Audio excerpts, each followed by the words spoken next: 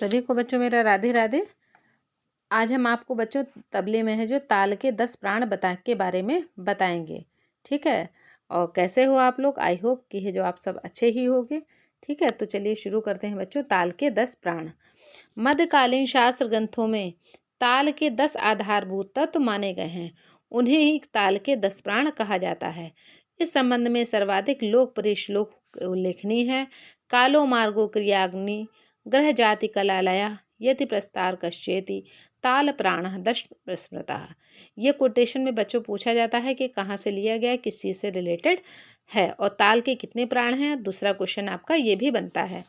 अब देखिए नंबर 1 पे इसे कहा गया है काल की परिभाषा क्या होती है। नंबर 1 है जो ताल के 10 प्राण में काल की परिभाषा दी जाती है। काल का शाब्दिक अर्थ है समय, अवधि या युग। यह अत्यंत व्यापक शब्द है। इसके अंतर्गत सृष्टि के उद्गम से प्रलय तक का समय निश्चित होता है, परंतु संगीत में काल का अर्थ केवल उस समय लिया जाता है जितने समय में गायन, वादन या नृत्य किया जाता है। किसी ताल की आवर्तन तथा गाने की स्थायी अंतरा इसके अंतर्गत आते हैं। ठीक है, जैसा कि आपको पता चल गया कि संगीत में जो काल का उपयोग होता है वो किस चीज़ के लिए किया जाता है। ऐसे में तो काल नापने के लिए सामान्यतः क्षण, निमेष, घड़ी, पल जिसे सेकंड, मिनट और घंटा आदि का प्रयोग किया जाता है, परंतु संगीत में इसे गणक को काल मानना अधिक उचित नहीं है। आचार्य शारंग देव ने अणु आदि क्रियाओं में समीपकृत काल को ताल माना है। ठीक है, ये क्वेश्चन में पूछा जाता है आचार्य शारंग देव ने किसको है जो काल है जो या ताल है जो माना है।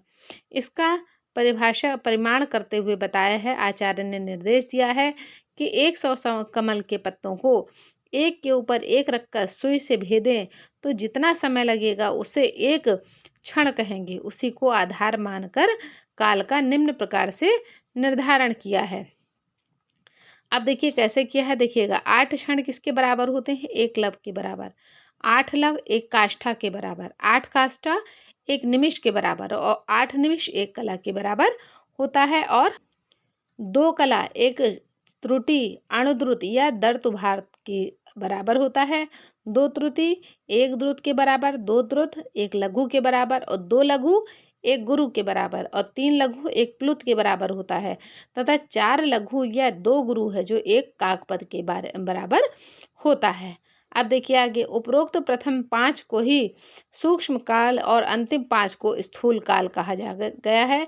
इसी के द्वारा ताल में काल का समय का मापन किया जाता है। अब देखिए आगे दी है आपकी मार्ग की परिभाषा। नंबर 1 पे काल हो गई और नंबर 2 पे मार्ग हो गया। अब मार्ग देखिए क्या है, इसका अर्थ क्या है। इसका सामान्य अर्थ है प्रणाली, मार्ग या रास्ता। किसी ताल का प्रयोग करते समय हम प्रत्येक काल मात्रा का कालमान निर्धारित करके चलते हैं, उसे ही मार्ग कहते हैं। इसके द्वारा गायन वादन की मात्राओं को ठीक प्रकार से गिना जाता है।